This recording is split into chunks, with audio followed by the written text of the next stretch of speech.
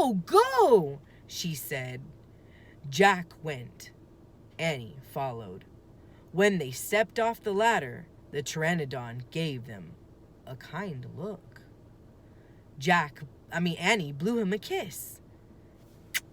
Be back soon, Henry, she said cheerfully. Shh, said Jack, and he led the way through the ferns, slowly and carefully. When he reached the bottom of the hill, he kneeled behind a fat bush. Annie knelt beside him and started to speak. Shh! Jack put his finger to his lips. Annie made a face. Jack peeked out at the Triceratops. The dinosaur was incredibly big, bigger than a truck. He was eating flowers off a magnolia tree. Jack slipped his notebook out of his pack. He wrote, "Eats flowers." Annie nudged him. Jack ignored her. He studied the Triceratops again. He wrote, "Eats slowly."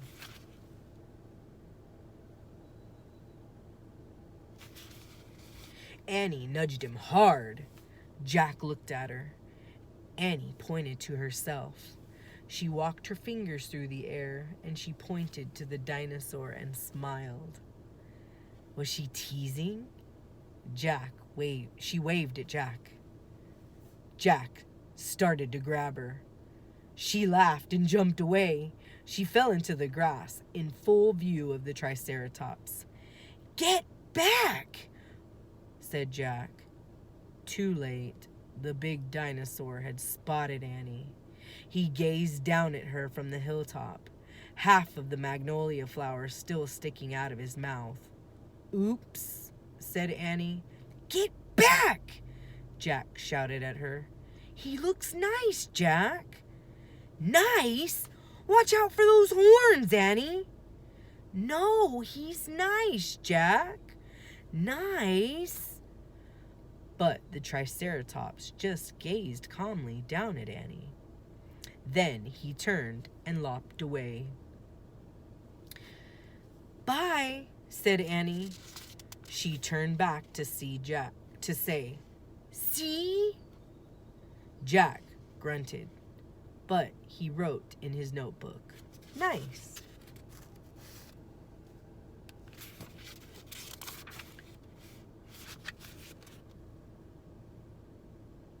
There's the Triceratops lopping away. "Come on, let's look around some more," said Annie. Just as Jack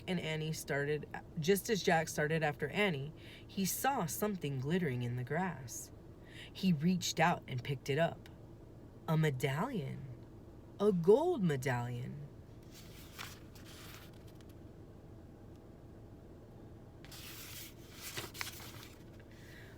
A letter was engraved on the medallion. A fancy M. "Oh man, someone came here before us," Jack said. Chapter 6. Dinosaur Valley. "Annie, look at this," Jack called. "Look what I found." Annie had gone up to the hilltop. She was busy picking a flower from the magnolia tree. "Annie, look, a medallion!" But Annie wasn't paying attention to Jack. She was staring at something on the other side of the hill. "Oh, wow," she said. "Annie!" Clutching her magnolia flower, she took off down the hill. "Annie, Annie, come back!" Jack shouted, but Annie had disappeared. "I'm going to kill her," Jack muttered.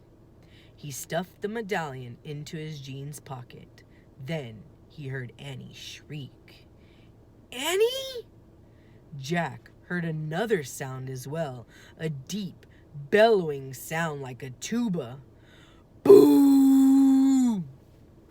"Jack, come here!" Annie called. "Annie?" Jack grabbed his backpack and raced up the hill. When he got to the top, he gasped. The valley below was filled with big nests.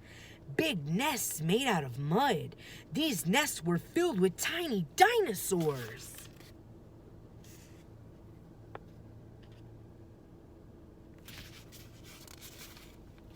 Annie was crouching next to one of the nests, and standing over her was a giant duck-billed dinosaur. "Don't panic. Don't move," said Jack. He stepped slowly down the hill toward Annie. The huge dinosaur was towering above Annie, waving her arms, making her tuba sound. Jack stopped. He didn't want to get too close. He knelt on the ground. "Okay, move toward me, slowly," he said. Annie started to stand up. "Don't stand, crawl," said Jack. Clutching her flower, Annie crawled toward Jack.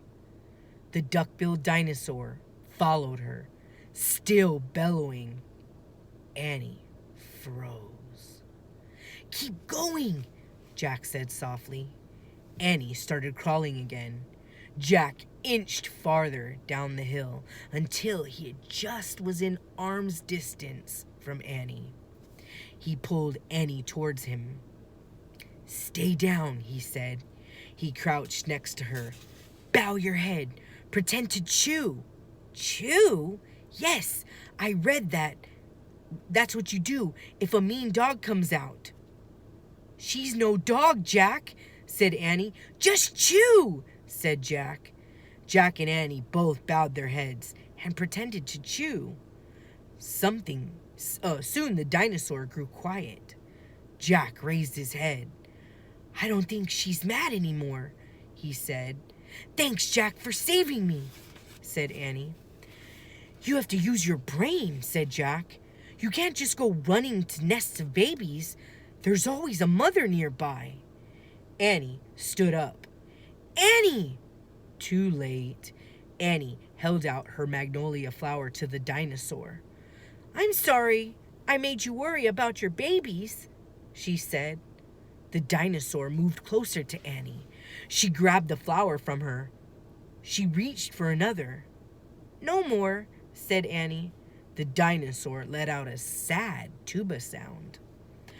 "But there are more flowers up there," said Annie. She pointed to the top of the hill. "I'll get you some." Annie hurried up to the hill. The dinosaur waddled after her. Jack quickly examined the babies. Some were crawling out of their nests.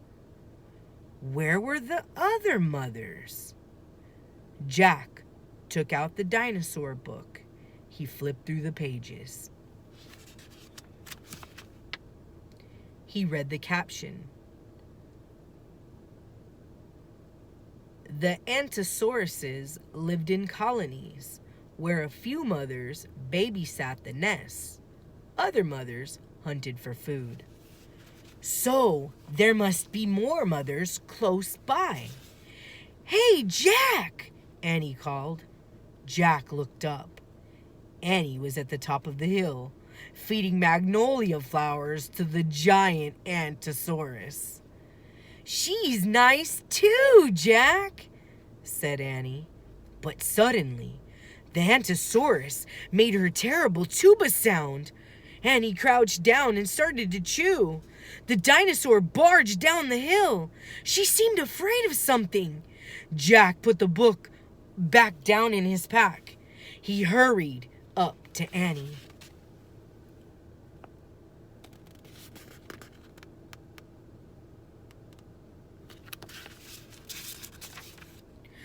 "I wonder why she ran away," said Annie. "We were starting to be friends." Jack looked around. What he saw in the distance almost made him throw up. An enormous, ugly monster was coming across the plain. He was walking on two big legs and swinging a long, thick tail and dangling two tiny arms. He had a huge head, and his jaws were wide open. Even from far away, Jack could see his gleaming teeth. "Tyrannosaurus Rex!" said Jack. Chapter 7. Ready, set, go. "Run, Annie, run!" cried Jack. "To the treehouse!" They dashed down the hill together, through the tall trees, through the ferns, past the pteranodon, and right to the rope ladder. They scrambled up. Seconds later, they tumbled into the treehouse. Annie leaped to the window. "He's going away," said Annie. Jack pushed his glasses into place. He looked through the window with her. The Tyrannosaurus Rex was wandering off. But then the monster stopped and turned. "Duck," said Jack. The two of them hunched down. After a long moment, they raised their heads again. They peeked out. "Coast clear," said Jack. "Yay," whispered Annie. "We have to get out of here," said Jack. "You made the wish before," said Annie. "I wish we could go back to Frog Creek," said Jack. Nothing happened. Wait, you were looking at the picture in the book, remember? The dinosaur book." Jack groaned. "Oh no, I left the book and my pack on the hill. I have to go back." "Oh, forget it," said Annie. "I can't," said Jack. "The book doesn't belong to us. Plus, my notebook's in my pack with all my notes." "Hurry," said Annie. Jack hurried down the rope ladder. He leaped to the ground. He ran past the pteranodon, through the ferns, through the tall grass, and up the hill. He looked down. There his pack was lying on the ground. On top of it was the dinosaur book. But now the valley below was filled with Antosauruses, all standing guard around the nests. Where had they been before? Did fear of the Tyrannosaurus send them home? Jack took a deep breath. "Ready, set, go!" He charged down the hill. He leaped with his backpack. He scooped it up. He grabbed the dinosaur book. A terrible tuba sound. Another. All the Antosauruses were bellowing at him. Jack took off. He raced up the hilltop. He started down the hill. He stopped.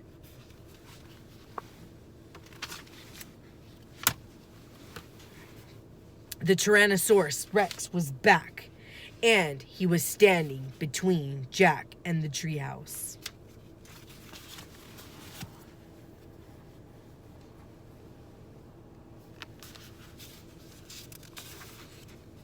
Chapter 8. A Giant Shadow. Jack jumped behind the magnolia tree. His heart was beating so fast he could hardly think. He peeked out at the giant monster. The horrible-looking creature was opening and closing his huge jaws. His teeth were as big as steak knives. "Don't panic. Think." Jack peered down at the valley. Good, the duck-billed dinosaurs were sticking close to their nests. Jack looked back at the Tyrannosaurus. Good, the monster still didn't seem to know he was there. "Don't panic. Think. Maybe there was information in the book. Jack opened the dinosaur book. He found Tyrannosaurus Rex. He read, Tyrannosaurus Rex was the largest meat-eating land animal of all time. If it were alive today, it would eat a human in one bite. Great.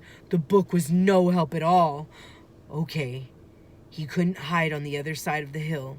The Antosauruses might stampede. Okay. He couldn't run to the treehouse. The Tyrannosaurus might run faster. Okay. Maybe he should just wait. wait for the monster to leave. Jack peeked around the tree. The Tyrannosaurus had wandered closer to the hill.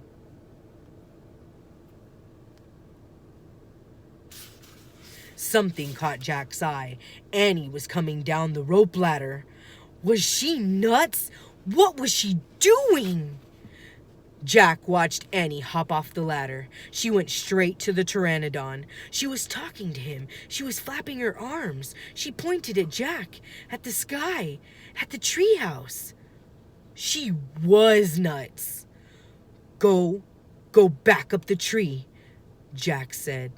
Go. Suddenly, Jack heard a roar. The Tyrannosaurus was looking in his direction. Jack hit the ground. The Tyrannosaurus was coming toward the hill. Jack felt the ground shaking. Should he run? Crawl back into Dinosaur Valley? Climb the magnolia tree? Just then, a giant shadow covered Jack. He looked up. The Pteranodon was gliding overhead. The giant creature sailed down toward the top of the hill. He was coming straight for Jack. Chapter 9, The Amazing Ride.